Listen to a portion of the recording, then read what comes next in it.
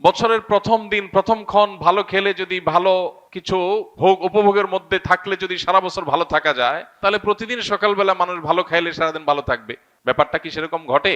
প্রিয় ভাইরা আমার, আমরা যারা নিজেদেরকে মুসলমান হিসেবে দাবি করি, আমাদের জন্য তো এই কালচারে গা ডুবাবার কোনো সুযোগই নেই। যে সমস্ত মানুষরা নিজেদেরকে তথাকথিত বিজ্ঞান মনস্ক বলে, তারা কোন যুক্তিতে কোন চিন্তায় বছরের প্রথম মুহূর্তকে আনন্দ করে হই হুল্লোড় করে কাটায়? কি কারণে? কোনো যৌক্তিক কারণ ছাড়া কেউ যদি হাসে, যৌক্তিক কোনো কারণ ছাড়া যদি কেউ কাঁদে, তাহলে তাকে আমরা বলি পাগল বা অসুস্থ, বিকৃত মস্তিষ্ক। হঠাৎ করে বছরের 365 রাতের মধ্যে একটি রাতে এসে 12টা 1 মিনিট আপনি আনন্দ করছেন, হই হুল্লোড় করছেন, আতশবাজি করছেন, পটকা ফুটাচ্ছেন, 12টা 1 মিনিট হওয়ার সাথে সাথে লাফালাফি শুরু করছেন। কারণটা কি? কি এমন হয়েছে যে আপনি লাফালাফি করছেন?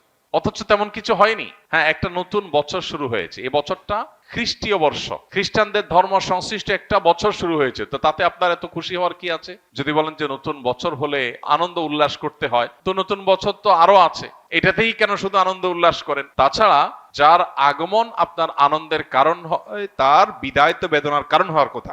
যে মুহূর্তকে ওয়েলকাম করে আপনি আনন্দিত হচ্ছেন, উল্লাস করছেন, সেটি নতুন একটি বছরের একটি মুহূর্ত। সেটা যদি আপনার আনন্দের কারণ হয়, তাহলে তার এক মুহূর্ত আগেই তো আরেকটি বছরের বিদায় ঘটেছে, তখন তো আপনি কাঁদেননি। যে আসলে আপনি খুশি হয়ে যাচ্ছেন, তার বিদায় তো আপনার ব্যতীত হওয়ার কথা, কিন্তু সেটা তো হচ্ছেন না। তাহলে বোঝা গেল এটা একটা অযৌক্তিক উৎসব, যে উৎসবের পেছনে কোনো লজিক্যাল গ্রাউন্ড নাই, কোনো যৌক্তিকতা নাই, হাসির কোনো কারণ নাই।